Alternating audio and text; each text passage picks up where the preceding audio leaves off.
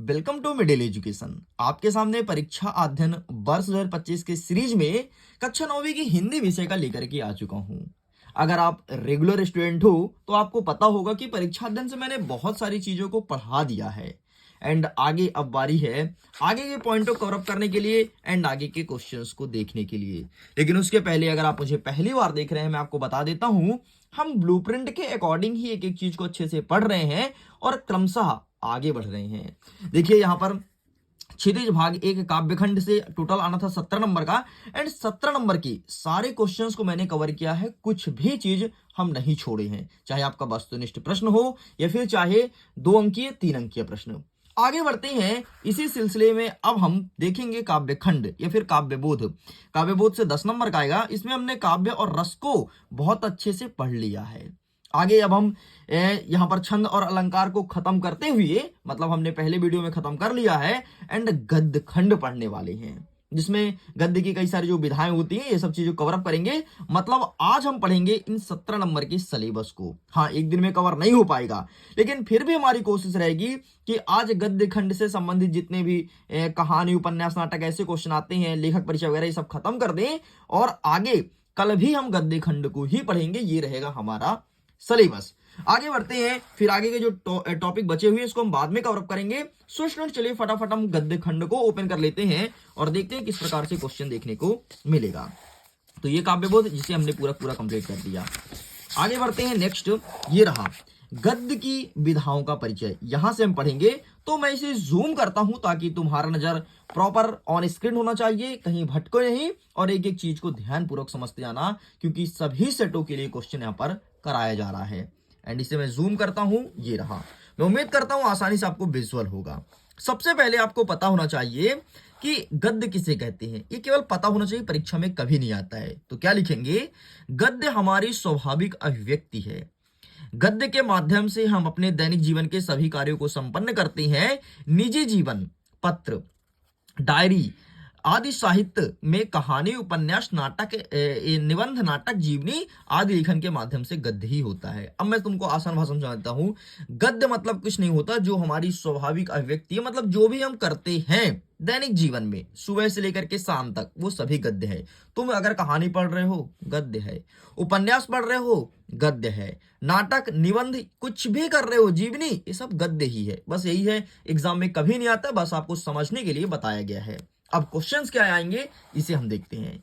हमारे एग्जाम में पूछता है कि गद्य के 4 विधा का नाम लिखो। गद्य की बहुत सारी विधाएं, 17 विधा है, उसमें से 4 विधा आपको याद करना है। वैसे आमतौर पर ये सारे बच्चों को याद होगा।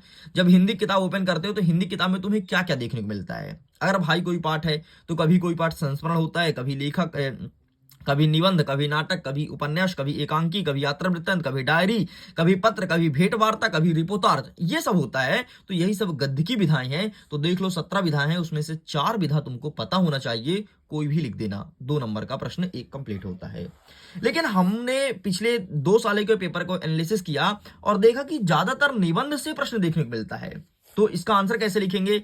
निबंध की परिभाषा लिखते हुए 2 निबंधकार का नाम लिखो। तो निबंध जो होता है वो 2 शब्दों से मिलकर के बना है, निधन बंध, जिसका मतलब होता है अच्छी तरह से परमार्जित या प्रौढ़ रचना, मतलब अच्छी तरह से बंधा हुआ हो। निबंध मतलब अच्छी तरह से बंधा हुआ हो, इसे निबंध कहते हैं। इसे अंग्रेजी में ऐसे के नाम से भी जानते हैं।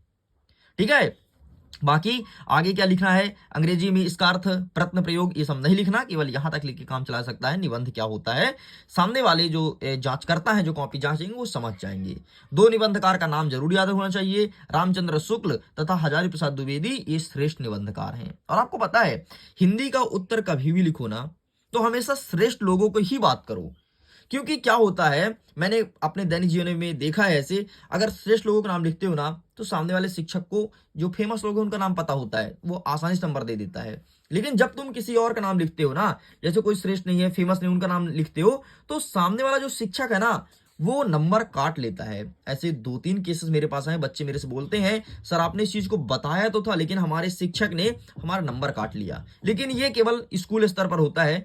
जो भोपाल में कॉपी जांची जाती है वार्षिक परीक्षा की, वो शिक्षक बहुत ज्यादा इंटेलिजेंट और एकदम एक्टिव टीचर होते हैं, उनको सारा चीज पता होता है। तुम किसी भी छोटे व्यक्ति का भी नाम लिख दो, वो पूरा नंबर देते हैं। लेकिन यहाँ पर काट लिया जाता है स्कूल स्तर पर, तो इस चीज को थोड़ी ध्यान रखिएगा। ठीक है, ये मैं भाई मेरे से बच्चे कंप्लेन ले लेकर के आए हैं 10th क्लास के बच्चे, सर ऐसा ऐसा करते हैं स्कूल वाले, इसलिए मैंने इस चीज को समझा दिया। आगे बढ़ते हैं नेक्स्ट। नाटक क्या होता है, तो आप सबको पता है कि नाटक कुछ और नहीं, रंगमंच पर जो प्रस्तुत की जाती है कथा या संवाद, उसे नाटक कहते हैं। और नाटक में कई सारे पात्र होते हैं, ये चीज पता होना चाहिए। आगे बढ़ते हैं, बाकी नेक्स्ट क्वेश्चन पूछेगा कि एकांकी किसे कहते हैं। तो एकांकी दृश्य काव्य की एक विधा है। एकांकी में एक अंक होता है, बस एक अंक जिसमें होता है एकांकी कहलाता है। एक अंक मतलब ये कहलाता है कि बेटा जिसमें पात्र होते हैं ना, जो आपको अभिनय करके दिखाता है, केवल एक व्यक्ति करके दिखाता है, इसलिए उसे एकांकी कहा जाता है। और जो अभिनय करने वाले जिसमें बहुत सारे व्यक्ति होते हैं, उसे नाटक कहते हैं। बस इतना ही है, बाकी ध्यान रखिएगा। आगे जो हमारे एग्जाम में प्रश्न आएगा, नाटक और एकांकी में अंतर आएगा, तो इसे अच्छे से प्रिपेयर कर लेना। ठीक है, आगे बढ़ते हैं नेक्स्ट हमारे एग्जाम में प्रश्न पूछेगा, वो आएगा कि कहानी और उपन्यास में अंतर। ठीक है, 2023 में भी पूछा गया, देख सकते हो। तो कहानी और उपन्यास में अंतर, कहानी क्या होता है, एक लघु कथा होती है, जबकि उपन्यास एक विस्तृत या बड़ी कथा होती है। ठीक, नाटक और एकांकी इधर है। आप कहानी में कहानी साइड रख लो एकांकी को, उपन्यास साइड रख लो नाटक को। नाटक बड़ा होता है, एकांकी छोटा होता है। ठीक है, ऐसे उपन्यास बड़ा होता है और कहानी छोटी होती है। ठीक है, और कहानी में सेम, इसमें पात्रों की संख्या कम होगी, उपन्यास में अधिक होगी, क्योंकि बड़ी है ना भाई। कहानी जो होती है कम समय में तुम पढ़ सकते हो, आधे घंटे में, जबकि उपन्यास के लिए तुम्हें लंबा समय चाहिए पढ़ने के लिए। तो बस इस प्रकार से लिखना है। आगे बढ़ते हैं नेक्स्ट हमारे एग्जाम में आएगा रेखा चित्र किसे कहते हैं। रेखा चित्र, तो रेखा चित्र में शब्दों की कलात्मक रेखाओं द्वारा किसी व्यक्ति, वस्तु अथवा घटना के बाह्य और आंतरिक स्वरूप का शब्द चित्र ही अंकित किया जाता है, इतना लिखना है। आगे बढ़ते हैं, जीवनी और आत्मकथा में अंतर बताइए। तो यहां पर जीवनी और आत्मकथा में लिखा गया है, इसे भी अच्छे से प्रिपेयर करना है। ठीक है, नेक्स्ट रिपोर्टाज फ्रांसीसी भाषा का शब्द है, जिसका अर्थ रोचक और भावात्मक है। यह कलात्मक साहित्य विधा है। आंखों देखी घटना पर ही रिपोर्टाज लिखा जाता है। आंखों देखी घटना, जैसे तुम मेरे से पढ़ रहे हो और तुम कल का मेरे ऊपर कोई चीज लिखने लगो, ये रिपोर्टाज कहलाएगा, क्योंकि तुम आंखों से देख रहे हो कि मिडिल एजुकेशन किस प्रकार से पढ़ा रहा है, किस प्रकार से कंटेंट लेकर के आते, तुम उस पर लिख दिए, बस यही रिपोर्टाज कहलाता है। नेक्स्ट हमारे एग्जाम में पूछेगा कि गद्य की प्रमुख विधा का नाम लिखो। तो ध्यान रखना, निबंध, नाटक, कहानी, एकांकी, उपन्यास, ये सब गद्य की विधाएं हैं। 2023-24 में पूछा गया, 25 में भी देखने को मिलेगा ये प्रश्न। आगे बढ़ते हैं, नेक्स्ट कहता है व्यंग विधा का सामान्य परिचय। ये नहीं आएगा, आप इन्हें स्किप कर दो। अब चलो हम कुछ क्वेश्चंस को सॉल्व करते हैं। जैसे रिपोर्टाज, जो रिपोर्टाज है वो किस भाषा का शब्द है, ग्रीक, फ्रांसीसी, इटालियन या जर्मनी? इसका आंसर करो। मैंने आपको ही बताया रिपोर्टाज फ्रांसीसी भाषा का शब्द है, अगर याद होगा तो। ये देखो रिपोर्टाज हमने पढ़ाया ना अभी यहाँ पर, ये तो हमने देखा ना फ्रांसीसी भाषा का शब्द है भाई, जो मैं पढ़ाया हूं वही एग्जाम में देखने को मिलेगा। ठीक, अब देखो तुम आगे, यदि तुमको याद होगा तो एकांकी में कितने अंक होते हैं, मैंने चिल्ला करके बताया कि एकांकी में 1 अंक होते हैं, तो ये सही उत्तर हो जाएगा। बस इतना लिखना है। ठीक है, हिंदी साहित्य में जो पढ़ा रहा हूं ना वही अच्छे से प्रिपेयर करना। हिंदी में नाटक सम्राट किसे माना जाता है, तो आप सबको पता है कि हिंदी में नाटक सम्राट मतलब सबसे ज्यादा नाटक, सबसे अच्छा नाटक लिखने वाले जयशंकर प्रसाद हैं, तो यहाँ पर जयशंकर प्रसाद लिखना है। अच्छा, अगर मैं बात करूं तो हिंदी में उपन्यास सम्राट किसे कहते हैं, तो क्या लिखोगे, मुंशी प्रेमचंद्र लिखना। ठीक है, वो उपन्यास के सम्राट कहे जाते हैं। ठीक, नेक्स्ट कहता है 8वां नंबर, यदि गद्य कविता की कसौटी है तो गद्य की कसौटी क्या है? यदि गद्य कविता की कसौटी है तो गद्य की कसौटी है क्या है? निबंध, उपन्यास, जीवनी या कहानी? तो जो इसकी कसौटी है वो निबंध है। ठीक है, गद्य की कसौटी क्या है, निबंध है, ध्यान रखना। नेक्स्ट, बाकी यहां से कोई प्रश्न नहीं आएगा। नेक्स्ट देखना है कहानी के कितने तत्व होते हैं, तो कहानी के इसमें माने गए हैं 6 तत्व। ठीक है, यहां पर मैं दिखा देता हूं आपके कहानी के 6 तत्व कौन कौन से हैं। ये देखो यहां पर लिखा गया है, कथा वस्तु, पात्र, चरित्र। ठीक है, ये नाम याद नहीं रखना है, केवल ये याद रखना है कि कहानी के 6 तत्व माने गए हैं। ये चीजें तुमको पता होना चाहिए, तभी जाकर के तुम अच्छा कर पाओगे। अच्छा, उपन्यास कितने हैं? उपन्यास के भी 6 हैं, चाहे कहानी हो चाहे उपन्यास हो, इनके 6 हैं। आगे देख लेते हैं नेक्स्ट, एकांकी कितने हैं? तो एकांकी के 7 तत्व हैं, याद रखना एकांकी के 7 हैं। यहां से 100% क्वेश्चन देखने को मिलेगा। एकांकी के 7 हैं, कहानी के 6 हैं, उपन्यास के 6 तत्व माने गए। बस 3 चीजें याद रखना। ठीक है, एकांकी बस के 7 है, बाकी सबके 6 हैं। नेक्स्ट कहलाता है उपन्यास का अर्थ क्या होता है? उपन्यास का अर्थ होता है समीप रखना। अगर कोई चीज पास है मतलब उपन्यास है।